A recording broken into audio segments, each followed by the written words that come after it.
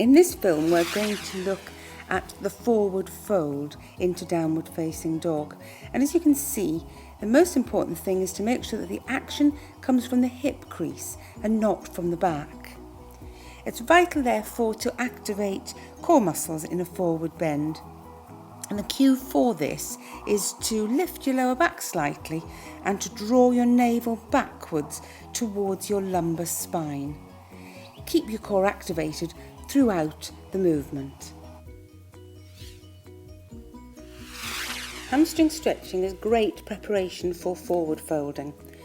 The hamstrings run up the back of the thigh and as a group are hip extensors because as they lengthen, they allow the forward flexion from the hip. If they're tight, therefore, they're going to limit this hip flexion and make it more difficult for you to fold forward from the hip. Tight hamstrings cause imbalances in posture generally, often from sitting for long periods of time, and so lengthening them can correct any imbalances in general and improve posture. Because the hamstrings are connected to the pelvis, they allow movement here too, and as you can see in this cat position, you've got a posterior tilt of the pelvis. As you move through neutral into cow, you have an anterior tilt of the pelvis, the movement that we're looking for in a correct forward fold. So we're going to start with a seated forward fold, and there's no rush into this movement at all. Sit yourself comfortably, activate the abdominal muscles, and as you start to move forward from the hip, contract the quadriceps muscles up the front of the thigh, activate them. This allows for reciprocal inhibition, the lengthening of the opposing muscles, which are in this case, of course, the hamstrings. This will give you the necessary anterior pelvic tilt to move forward from the hip into the forward fold.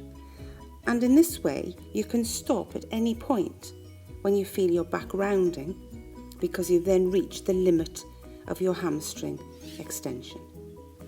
Don't hesitate to use props for support when you're practicing your forward fold so that you can concentrate on the small, subtle movements, such as getting your feet into place, planting them firmly, activating the quadriceps, activating the core, and working on the anterior pelvic tilt that will lengthen the hamstrings and allow you to bend with a nice straight back. One further useful tip is to plant the feet very firmly, especially the heels, and then the feeling is as though you're trying to draw the feet apart laterally on the mat. This will activate your inner thigh, help to position the hips and align and protect the knees. And it also gives you fractionally more forward bend from the hip. Another small subtle movement that you can practice at home to work on forward folding. So much to think about then for a simple forward fold. Practice mindfully. Don't slip into bad habits like this one. It looks terribly uncomfortable. Bring yourself back up or bend your knees until you're comfortable that you've got a straight back. So that's it for this film. Thank you for watching. Next time we'll put everything together in the sun salutation, and I'll leave you with an Antony Gormley version of the forward fold.